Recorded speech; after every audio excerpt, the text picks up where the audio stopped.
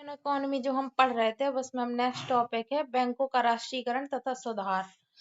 1 जनवरी 1949 को भारतीय reserve bank का राष्ट्रीयकरण किया गया था। तो मार्च 1949 में भारतीय बैंकिंग अधिनियम पारित किया गया था।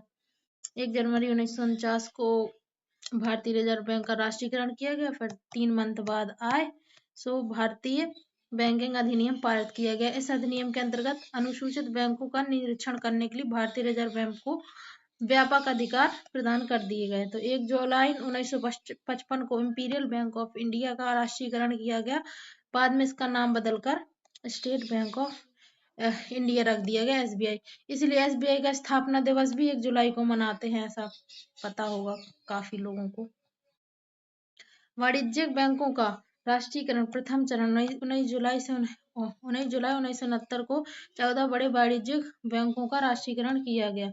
Central Bank of India, Bank of Baroda, East Syndicate Bank, Dena Bank, United Bank of India, United Commercial Bank, Allahabad Bank, Canara Bank, Indian Bank, Indian Overseas Bank, Union Bank of India, Bank of India, Punjab National Bank, Bank of Maharashtra. ठीक है।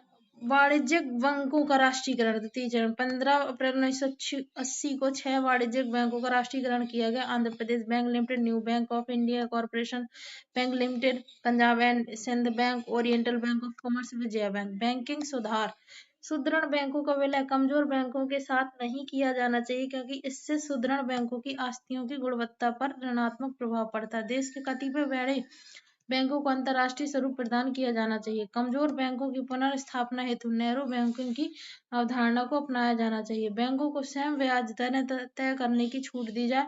प्राथमिक क्षेत्र में ऋण दान को रोक दिया जाए, जिससे बैंकों के NPA नॉन परफॉर्मिंग एसेट में कमी लाई जा सके। बैंक में प्रत्येक वयस्क का एक खाता हो। अलग अलग क्षेत्र, प्राथमिक, द्वितीय और सेवा क्षेत्र के लिए अलग अलग बैंक हो। भारत में स्थापित bank, Bank of Hindustan 1770, Bank of Bengal 1806, Bank of Bombay 1840, Bank of Madras 1843, Allahabad Bank 1865, Awadh Commercial Bank 1881, Punjab National Bank 1894, Bank of India 1906, Bank of Baroda 1908, Central Bank of India 1911, Imperial Bank 1921, Bank of Mysore 1913, Bharatiya State Bank 1955, 1 जुलाई 1955, IDBI Bank 1964, ICICI 1994, HDFC 1994, Axis Bank 1993। सबसे बाद की यही है ये HDFC और ICICI। भारतीय reserve bank Bharat का केंद्रीय बैंक। अनुसूचित बैंक, गैर अनुसूचित बैंक में पहले डिवाइड हुआ। अनुसूचित बैंक में वाणिज्यिक बैंक और गैर अनुसूचित बैंक में सहकारी बैंक। सहकारी बैंक है शहरी सहकारी बैंक और ग्रामीण सहकारी बैंक।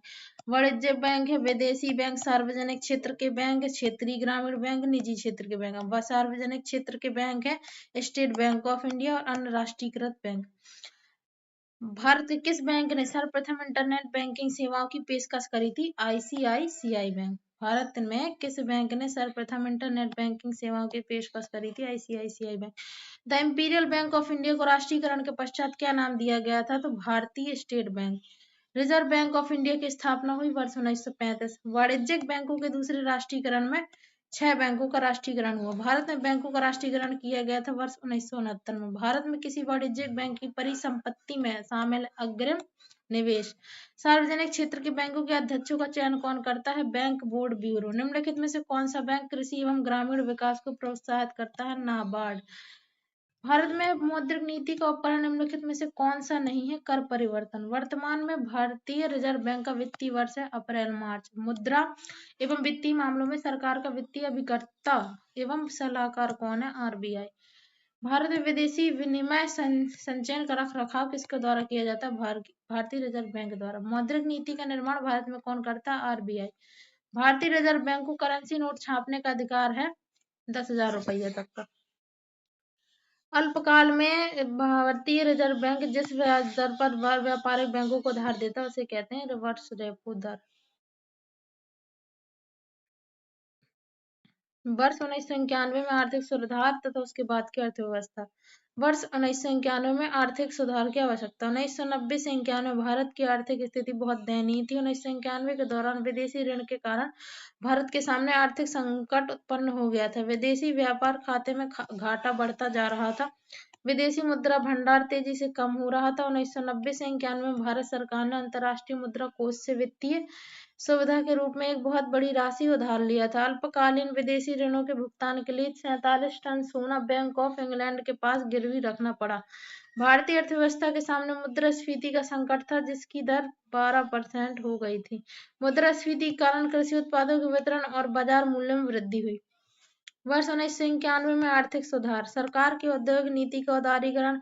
उद्योगों के निजीकरण द्वारा विदेशी निवेश को प्रोत्साहन। उदारीकरण के अंग के रूप में लाइसेंस को समाप्त करना। आयात और निर्यात नीति को उदार बनाते हुए आयात और निर्यात वस्तुओं पर आयात शुल्क में कमी, जिससे कि औद्योगिक विकास के लिए आवश्यक कच्चे माल का निर्यात, अन्य वस्तुओं के उत्पादन के लिए कच्चे माल का आयात तुलनात्मक रूप से आसान होगा। डॉलर के मूल्य के रूप में घरेलू मुद्रा का अवमूल्यन। देश की आर्थिक स्थिति में सुधार और संरचनात्मक समायोजन के लिए अंतर्राष्ट्रीय मुद्रा कोष तथा विश्व बैंक से बहुत अधिक विदेशी ऋण प्राप्त किया। राष्ट्र के बैंकिंग प्रणाली और कर संरचना में सुधार। सरकार द्वारा निवेश में कमी करते हुए बाजार अर्थव्यवस्था को स्थापित करना। उदारीकरण, निजीकरण और वैश्वीकरण। एलपीजी। भारत में उदारीकरण, निजीकरण और वैश्वीकरण के जनक भारत के पूर्व प्रधानमंत्री डॉक्टर मनमोहन सिंह। आर्थिक सुधार के नए मॉडल एलपीजी मॉडल भी कहा जाता है। भारत में एलपीजी नीति के मुख्य बिंदु। विदेशी तकनीकी समझौता एमआरटीपी एक्ट 1969। विदेशी निवेश। औद्योगिक लाइसेंस विनियमन। निजीकरण और विनिवेश का प्रारंभ। मुद्रास्फीति नियमन। कर सुधार, वित्तीय सुधार, लाइसेंस और परमिट राज की समाप्ति।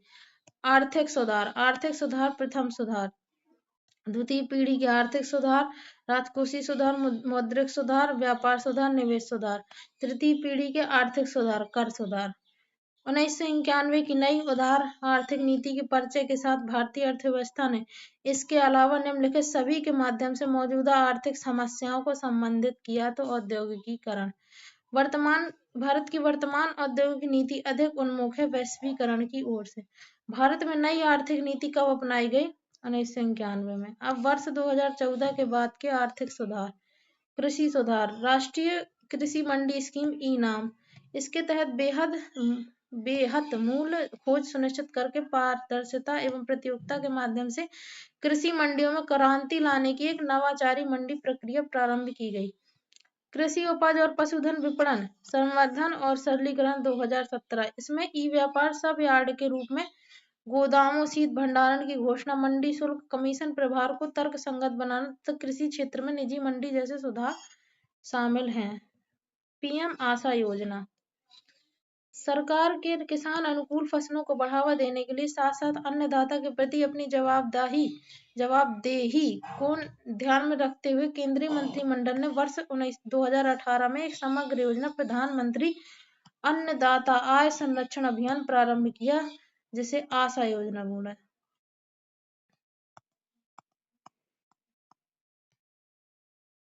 पीएम किसान योजना। आशा योजना नॉर्मली कोई सुने तो वो वाली आशा लगे जो हॉस्पिटल वगैरह में होती, लेकिन इसका रिलेशन है फूड से। प्रधानमंत्री अन्नदाता आय संरक्षण अभियान। पीएम किसान योजना। प्रधानमंत्री किसान सम्मान निधि योजना एक केंद्रीय क्षेत्रक योजना शुरुआत हुई थी। इसकी 24 फरवरी 2019। 2006 से 7 में पुनर्गठित राष्ट्रीय बांस मिशन एनबीएम 2014-15 में समेकित बागवानी विकास मिशन एमआईडीएच के तहत लाया गया। 2015-16 तक जारी रहा। प्रधानमंत्री कृषि सिंचाई योजना 2015-16। राष्ट्रीय कृषि वानिकी पॉलिसी फॉर्म जल प्रबंधन सुधार। जलवायु परिवर्तन और सतत कृषि निगरानी मॉडलिंग और नेटवर्किंग CCSAMMN। इसका फुल फॉर्म जलवायु परिवर्तन और सतत कृषि निगरानी मॉडलिंग और नेटवर्किंग। इसके तहत जलवायु परिवर्तन को ध्यान में रखते हुए कृषि सुधार में पहल। मृदा स्वास्थ्य कार्ड योजना से उर्वरक क्षेत्र में सुधार। जनवरी 2016 में पीएम फसल बीमा योजना शुरू। 2017 तक इसे 2.81 करोड़ किसानों को लाभ पहुंचा। सारंगी समिति 2016 की सस्ते कर्ज पर सिफारिशें सरकार द्वारा लागू की गई। न्यूनतम समर्थन मूल्य का निर्धारण। न्यूनतम समर्थन मूल्य। भारत सरकार द्वारा न्यूनतम समर्थन मूल्य कृषि उपजों के मूल्यों में तीव्र गिरावट के विरुद्ध सुरक्षित उपाय के रूप में कृषि उत्पादकों को प्रदान किया जाता है। भारत सरकार की आर्थिक मामलों संबंधी मंत्रिमंडलीय समिति द्वारा कृषि लागत एवं मूल्य आयोग CACP की अनुशंसाओं के आधार पर फसलों की बुआई सत्र के आरंभ में न्यूनतम समर्थन मूल्य MSP की घोषणा की जाती है। भारत में न्यूनतम समर्थन मूल्य की अवधारणा को लक्ष्मीकांत झा समिति की सिफारिशों पर वर्ष 1965 में लागू किया गया था एवं इसकी शुरुआत 1966-67 में करी गई थी। न्यूनतम समर्थन मूल्य MSP की संस्तुति कृषि लागत एवं मूल्य आयोग CACP द्वारा वर्ष में 2 बार रबी एवं खरीफ फसलों के लिए की जाती है। वर्तमान में CACP द्वारा कुल 23 फसलों के लिए MSP की घोषणा की जाती है। इनमें 7 अनाज, 5 दलहन, 7 तिलहन और 4 नकदी फसलें शामिल हैं। महत्वपूर्ण तथ्य। वर्ष 1950-51 में भारत की कार्यशील जनसंख्या का 69.5% भाग कृषि एवं संबद्ध क्षेत्रों में संलग्न था, लेकिन वर्ष 2011 की जनगणना के आंकड़ों के आधार पर इस क्षेत्र में भारत की कार्यशील जनसंख्या का 54.6% भाग संलग्न है। अधिक अन्न उपजाऊ अभियान किस वर्ष में प्रारंभ किया गया? तो 1942 से 43।